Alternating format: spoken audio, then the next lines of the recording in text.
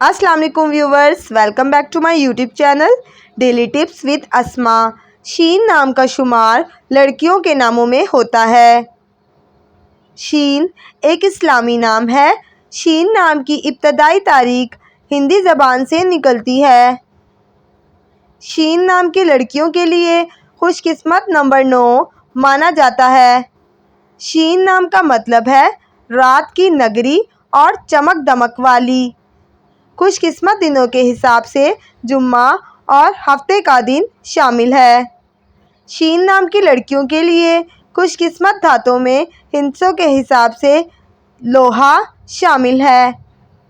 शीन नाम का शुमार इंटरनेट पर सबसे ज़्यादा सर्च होने वाले नामों में से होता है। शीन नाम के अफराद के लिए मुआफिक रंगों में नीला, बनफशी और काला रंग शामिल है। शीन नाम के अफराद के लिए मुआफिक पत्थरों में नीलम पत्थर शामिल है। फ्रेंड्स, अगर आप अपने नाम का मतलब जानना चाहते हैं तो कमेंट बॉक्स में अपना नाम लिखें। इंशाअल्लाह हम आपके नाम की वीडियो ज़रूर बनाएंगे। Thanks for watching. अल्लाह हाफिज़।